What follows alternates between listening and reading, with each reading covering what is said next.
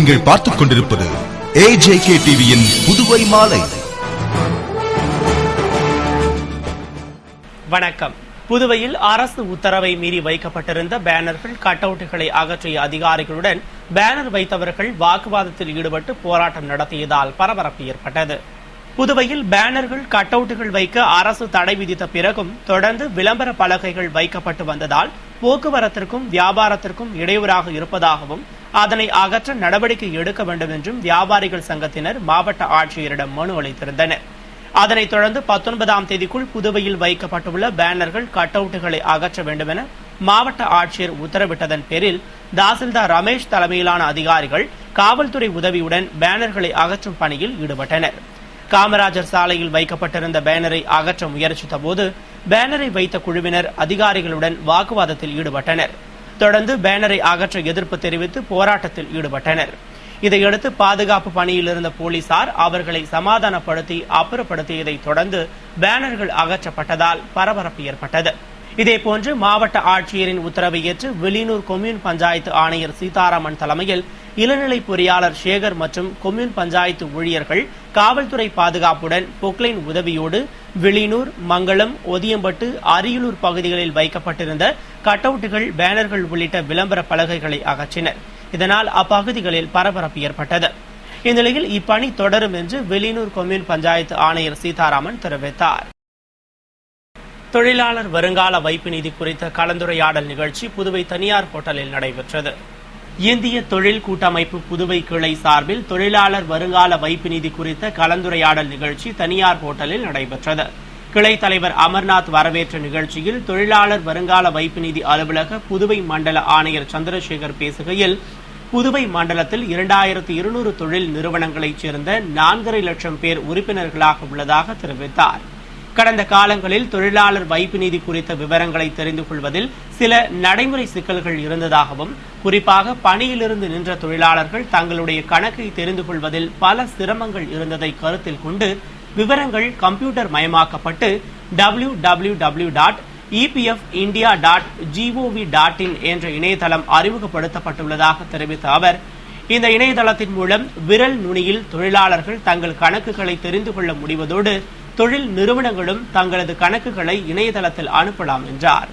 உதவி ஆணையர் சங்கரலிங்கம், இந்திய தொழில் கூட்டமைப்பு துணைத் தலைவர் சையத் சஜாதா அலி உள்ளிட்ட பலர் கலந்து கொண்ட ஆலோசனை நிகழ்ச்சியில் சிறப்பு அமர்வுகள் மூலம் தொழிலாளர் வருங்கால வைப்பு நிதி அலுவலகத்தின் இணையதள சேவைகள் குறித்தும், தொழிலாளர்கள், தொழில் பிரதிநிதிகள் எழுப்பிய சந்தேகங்களுக்கும் அமலாக்க அதிகாரி சங்கர், தொழில்நுட்ப வல்லுநர் மாலதி ஆகியோர் விளக்கம் அளித்தனர். புதுவை அரசில் காலியாக உள்ள பணியிடங்களை தினக்கூலி மற்றும் பகுதி நேர ஊழியர்களை கொண்டு நிரப்ப வலியுறுத்தி சட்டசபை நோக்கி எழுச்சி பேரணி நடத்தப்பட்டது. புதுச்சேரி தினக்கூலி மற்றும் பகுதி நேர ஊழியர்கள் சங்கத்தினர் கௌரவ தலைவர் CH பாலமோகனன், தலைவர் ராஜேந்திரன் தலைமையில் கம்பன் கலையரங்கத்தில் இருந்து சட்டசபை நோக்கி எழுச்சி பேரணி நடத்தினர். MTS பதவிக்கான நேரடி தேர்வை ரத்து செய்து ஊழியர் விரோத நியமன விதிகளை திருத்த வேண்டும், 400க்கும் மேற்பட்ட MTS ரெகுலர் பதவிகளை தினக்கூலி ஊழியர்களை கொண்டு பணி நிரந்தரம் செய்து நிரப்ப வேண்டும், காலியாகும் தினக்கூலி பதவிகளை பகுதி நேர ஊழியர்களை கொண்டு நிரப்ப வேண்டும் உள்ளிட்ட 10 அம்ச கோரிக்கைகளை வலியுறுத்தி பேரணியாக சென்ற ஊழியர்களை மாதாக்கோவில் அருகே போலீசார் தடுத்து நிறுத்தியதால் அங்கேயே அமர்ந்து கண்டன ஆர்ப்பாட்டம் நடத்தினர். சங்க செயலாளர் ராஜா, பொருளாளர் அங்காளன், அமைப்பு செயலாளர் அழகுவேல் உள்ளிட்ட தினக்கூலி, பகுதி நேர மற்றும் வவுச்சர் ஊழியர்கள் ஏராளமானோர் கலந்து கொண்டு கோரிக்கைகளை வலியுறுத்தி கோஷமிட்டனர். வெளியூர் கஸ்தூரிபா மகளிர் கல்லூரியின் ஆண்டு விழாவில் அமைச்சர் தியாகராஜன் கலந்து கொண்டு பரிசுகளை வழங்கினார். புதுவை வெளியூரில் அமைந்துள்ள கஸ்தூரிபா மகளிர் கல்லூரியின் 8வது ஆண்டு விழா கல்லூரி முதல்வர் வசந்தகுமாரி தலைமையில் நடைபெற்றது. தொடர்ந்து கல்லூரி முதல்வர் வரவேற்ற விழாவில் மின்துறை அமைச்சர் தியாகராஜன் சிறப்பு விருந்தினராக கலந்து கொண்டு குத்துவிளக்கேற்றி விழாவை துவக்கி வைத்து பல்வேறு போட்டிகளில் வெற்றி பெற்ற மாணவ மாணவிகளுக்கு பரிசுகளை வழங்கி பாராட்டினார். உயர் மற்றும் தொழில்நுட்ப கல்வி இயக்குநர் கரிகாலன், பாரதிதாசன் மகளிர் கல்லூரி முதல்வர் வரலட்சுமி ஆகியோர் விழாவில் கலந்து கொண்டு வாழ்த்துரை வழங்கிட, நிறைவில் துணை பேராசிரியர் ராம்குமார் நன்றி கூறினார். கல்லூரி பேராசிரியர்கள், மாணவிகள் பலர் விழாவில் கலந்து கொண்டனர். ஏம்பலம் மறைமலை அடிகள் அரசு மேல்நிலைப் பள்ளி மாணவ மாணவிகளுக்கு இலவச சைக்கிள்களை அமைச்சர் ராஜவேல் வழங்கினார். புதுவை ஏம்பலத்தில் அமைந்துள்ள மறைமலை அடிகள் அரசு மேல்நிலைப் பள்ளி மாணவ மாணவிகளுக்கு அரசின் இலவச சைக்கிள் வழங்கும் விழா பள்ளி துணை முதல்வர் ரகுத்தமன் தலைமையில் பள்ளி வளாகத்தில் நடைபெற்றது. விழாவில் அமைச்சர் ராஜவேலு சிறப்பு விருந்தினராக கலந்து கொண்டு புதுவை அரசு சமூக நலத்துறை மூலம் அப்பள்ளியைச் சேர்ந்த 190 மாணவ மாணவிகளுக்கு இலவச சைக்கிள்களை வழங்கினார். பெற்றோர் ஆசிரியர் சங்க நிர்வாகிகள் ராமச்சந்திரன், ராதாகிருஷ்ணன், ராமசாமி மற்றும் பள்ளி ஆசிரியர்கள், மாணவ மாணவிகள் நிகழ்ச்சியின் போது உடனிருந்தனர். தொடர் குண்டுவெடிப்பு சம்பவங்களை தொடர்ந்து புதுவையில் பாதுகாப்பு முன்னெச்சரிக்கை நடவடிக்கைகளை மேற்கொள்ள வேண்டும் என்று தலைமைச் செயலர் மற்றும் ஐஜிக்கு காங்கிரஸ் செய்தி தொடர்பாளர் ஏ வி வீரராகவன் மனு அனுப்பியுள்ளார். புதுவை அரசு தலைமைச் செயலர் மற்றும் காவல்துறை ஐஜி ரன்வீர் சிங் கிருஷ்ணியா ஆகியோருக்கு மாநில காங்கிரஸ் செய்தி தொடர்பாளர் ஏ வி வீரராகவன் கோரிக்கை மனு அனுப்பியுள்ளார். அதில் கடந்த மாதம் ஆந்திர மாநில தலைநகர் ஹைதராபாத்தில் நிகழ்ந்த குண்டுவெடிப்பில் பலர் உயிரிழந்த நிலையில் தற்போது கர்நாடக தலைநகர் பெங்களூரிலும் வெடிகுண்டு விபத்து நடந்துள்ளதாக குறிப்பிட்டுள்ளார். மேலும் தீவிரவாதிகள் சதி செயலை முறியடிக்க அனைத்து மாநில அரசுகளும் முன்னெச்சரிக்கை நடவடிக்கைகளை எடுக்குமாறு மத்திய அரசு அறிவுறுத்தியதை தொடர்ந்து தமிழகத்தில் முன்னெச்சரிக்கை நடவடிக்கையாக அனாதையாக உள்ள மோட்டார் சைக்கிள்களை பறிமுதல் செய்யப்பட்டு வருவதுடன் வாகன சோதனையும் நடத்தப்பட்டு வரும் நிலையில் புதுவை காவல்துறையும் உரிய சோதனைகள் மூலம் முன்னெச்சரிக்கை நடவடிக்கைகள் மேற்கொண்டு சதி செயல்களை முறியடிக்க ஆயத்தமாக இருக்க நடவடிக்கை எடுக்க வேண்டும் என்றும் கேட்டுக் கொண்டுள்ளார். உள்துறையை தன்வசம் வைத்துள்ள முதல்வர் ரங்கசாமி எப்போதும் போல் அலட்சியம் காட்டாமல் துரித நடவடிக்கை எடுக்க வேண்டும் என்றும், இல்லையேல் கண்கெட்ட பிறகு சூரிய நமஸ்காரம் தேவையற்றது என்றும் காங்கிரஸ் செய்தி தொடர்பாளர் ஏ வி வீரராகவன் குறிப்பிட்டுள்ளார். கிருமாம்பாக்கம் ஸ்ரீ ஷீரடி சாய்பாபா கோவிலில் நடைபெற்ற சிறப்பு பூஜையில் முதல்வர் ரங்கசாமி கலந்து கொண்டு சுவாமி தரிசனம் செய்தார். புதுவை கிருமாம்பாக்கத்தில் அமைந்துள்ள ஸ்ரீ ஷீரடி சாய்பாபா ஆலயத்தில் சாய்பாபா பிறந்த நாளை முன்னிட்டு நாள் முழுவதும் சிறப்பு பூஜைகள் நடத்தப்படுகின்றன. இதன் ஒரு பகுதியாக காலை நடைபெற்ற சிறப்பு பூஜையில் முதல்வர் ரங்கசாமி கலந்து கொண்டு சுவாமி தரிசனம் செய்தார்.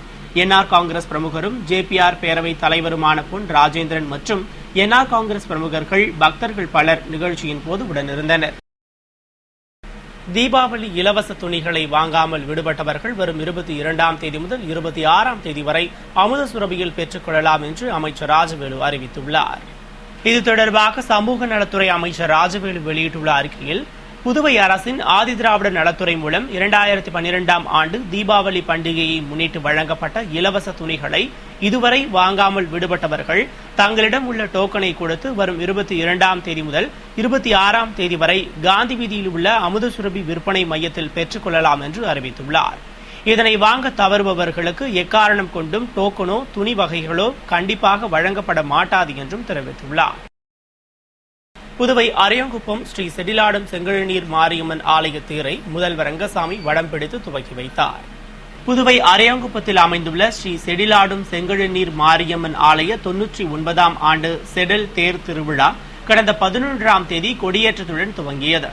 அதனைத் தொடர்ந்து தினமும் அம்மனுக்கு சிறப்பு அபிஷேக ஆராதனையும் இரவு பல்வேறு வாகனங்களில் சுவாமி வீதி உலா நிகழ்ச்சிகளும் நடைபெற்று வந்த நிலையில் விழாவின் முக்கிய நிகழ்வான செடல் தேர் திருவிழா இன்று 19ஆம் தேதி வெகு விமரிசையாக நடைபெற்றது. இதனை முன்னிட்டு காலை அம்மனுக்கு சிறப்பு அபிஷேக ஆராதனையும் தொடர்ந்து செடல் உற்சவமும் நடைபெற்றது. அதனைத் தொடர்ந்து நடைபெற்ற தேர் பவனியில் முதல்வர் ரங்கசாமி சிறப்பு விருந்தினராக கலந்து கொண்டு அம்மன் அமர்ந்திருந்த அலங்கரிக்கப்பட்ட திருத்தேரை வடம் பிடித்து இழுத்து தேர் பவனியை துவக்கி வைத்தார். சபாநாயகர் சபாபதி, பாமக மாநில செயலாளர் ஆர் அனந்தராமன், காங்கிரஸ் முன்னாள் சட்டமன்ற உறுப்பினர் ஜெயமூர்த்தி, மாநில காங்கிரஸ் துணைத் தலைவர் விநாயகமூர்த்தி, வாரிய தலைவர் ஞானசேகரன், என்ஆர் காங்கிரஸ் பிரமுகர்கள் பக்தவச்சலம், பொன் ராஜேந்திரன், பாஸ்கர் மற்றும் முக்கிய பிரமுகர்கள், பக்தர்கள் ஏராளமானோர் தேர் திருவிழாவில் கலந்து கொண்டு சுவாமி தரிசனம் செய்தனர். விழாவிற்கான ஏற்பாடுகளை கோவில் அறங்காவல் குழுவினர், விழா குழுவினர் மற்றும் ஊர் பொதுமக்கள் செய்திருந்தனர். புதுவை காஞ்சிமா முனிவர் பட்ட மேற்படிப்பு மைய 24ஆம் ஆண்டு விழாவில் கல்வியில் சிறந்த மாணவ மாணவிகளுக்கு சான்றிதழ் வழங்கப்பட்டது. புதுவை லாஸ்பேட்டையில் அமைந்துள்ள காஞ்சிமா முனிவர் பட்ட மேற்படிப்பு மையத்தின் 24ஆம் ஆண்டு விழா மைய வளாகத்தில் நடைபெற்றது. மையத்தின் ஆங்கிலத்துறை பேராசிரியர் முனைவர் சுவாமிநாதன் வரவேற்க மைய இயக்குநர் முனைவர் சீதா தலைமையில் நடைபெற்ற விழாவில் தாவரவியல் துறை தலைவர் பேராசிரியர் முனைவர் ராமசாமி ஆண்டறிக்கையை வாசித்தார். சட்டமன்ற உறுப்பினர் கல்யாணசுந்தரம், அகில இந்திய வானொலி நிலைய முன்னாள் இயக்குநர் கலைமாமணி இலசை சுந்தரம் ஆகியோர் சிறப்பு விருந்தினர்களாக கலந்து கொண்டு கலை இலக்கிய போட்டிகளில் வெற்றி பெற்ற மாணவ மாணவிகளுக்கும் கல்வியில் சிறந்து விளங்குபவர்களுக்கும் பரிசுகள் மற்றும் சான்றிதழ்களை வழங்கி பாராட்டியதுடன் இக்கல்வியாண்டில் பணி நிறைவு செய்த பொருளியல் துறை தலைவர் பேராசிரியர் வேல்முருகனை கௌரவித்தனர். மேலும் விழாவில் ஒடிசி கலைஞர் திருமிகு மதுமிதா பட்நாயக் கலந்து கொண்டு வாழ்த்துரை வழங்கிட நிறைவில் பேராசிரியர் முனைவர் ராஜா நன்றி கூறினார். பேராசிரியர்கள் மாணவ மாணவிகள் பலர் கலந்து கொண்ட விழா இறுதியில் மாணவ மாணவிகளின் கலை நிகழ்ச்சிகள் இடம்பெற்றன. இத்துடன் செய்திகள் நிறைவடைந்தன. வணக்கம்.